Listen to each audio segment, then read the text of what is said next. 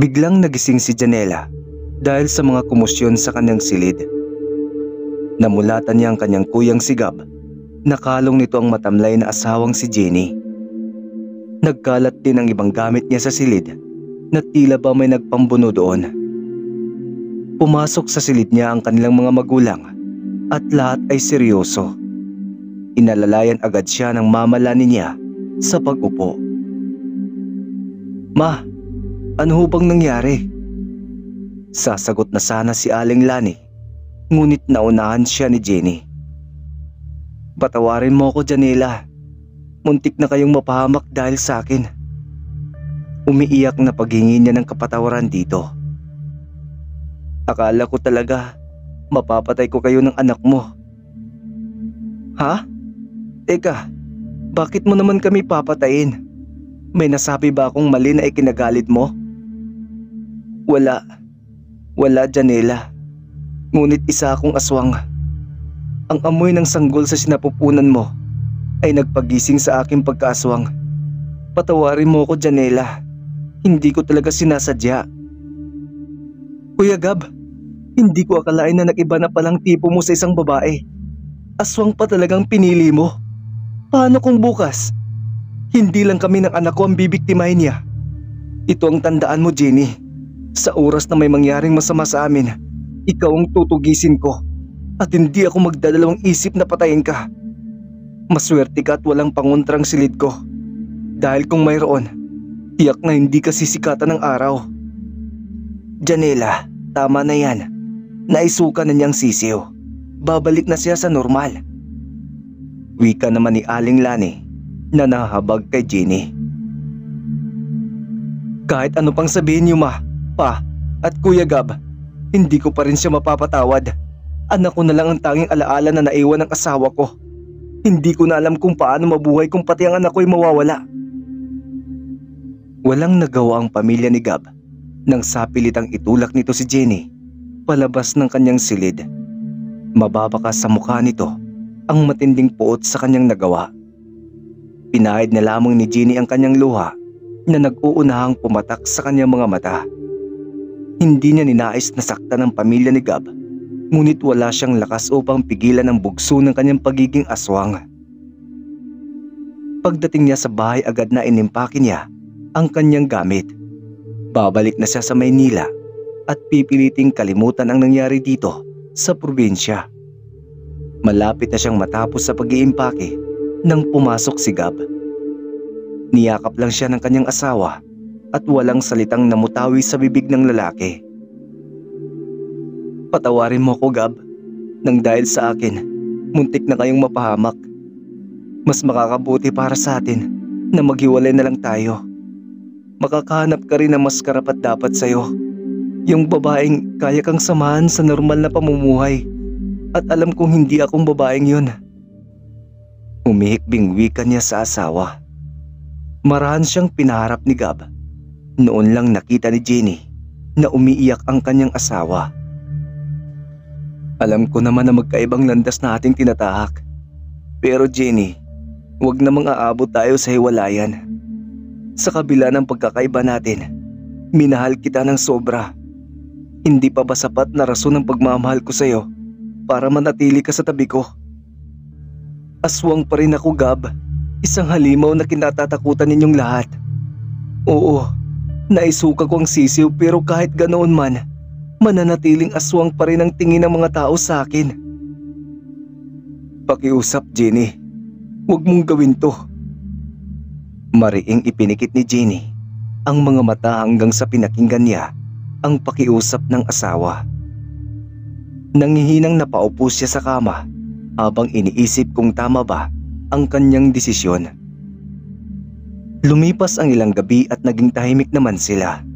Ang dating bangungot ay tuluyang ibinaon sa limot, pero tuloy-tuloy na nga ba ang katahimikan? Naging mailap pa rin si Janela kay Jenny. Umaalis agad ito kapag nakikita siya. Humahanap siya ng tiyempo upang magkasarinlan silang dalawa, ngunit umiiwas ito. Isang linggo na silang nanatili sa probinsya nang malaman niya na buntis pala siya. Kaya walang pagsidlan ang saya nila sa kanilang nalaman. 7 pa lang ng gabi kaya nasa sala pa ang mag-asawa. Nagkukwentuhan tungkol sa mga kaganapan sa kanilang buhay. Napatayo bigla si Jenny mula sa pagkakaupo nang makarinig ng mahihinang kaluskos. Lumapit sila sa bintana upang silipin kung ano ang nasa labas. Nakakakilabot ang mga alulong ng aso na kanilang naririnig. Saktong kabilugan ng buwan, kaya naaninag ni Jenny ang isang figura na nasa hardin ng kanyang biyenan. Nagkatinginan silang mag-asawa. "Gab, may aswang sa labas. Kumuha ka ng pwedeng ipanlaban sa aswang.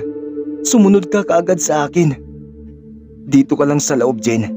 Ako nang harap sa halimaw. Mahirap na baka mapano pa kayo ng magiging anak natin." Kaya napilitang manatili sa bahay si Jenny. Natatakot din siya na baka mapahamak ang kanyang ipinagbubuntis. Pasilip-silip siya sa bintana upang tingnan ang nangyayari. Nakita niyang nagpambuno si Gab at ang aswang habang pilit na kinakalampag ni Gab ang pinto ng bahay ng kanyang mga magulang.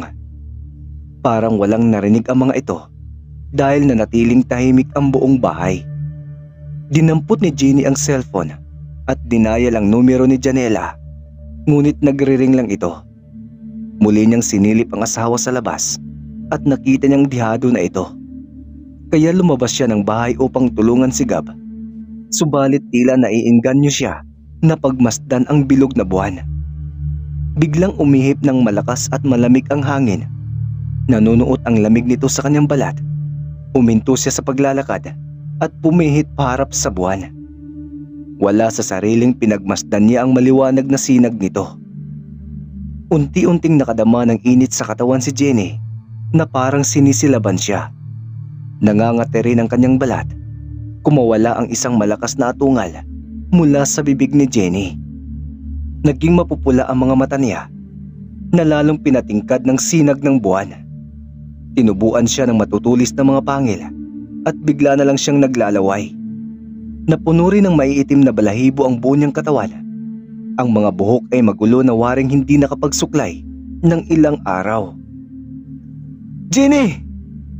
Narinig niyang sigaw ni Gabriel sa di kalayuan.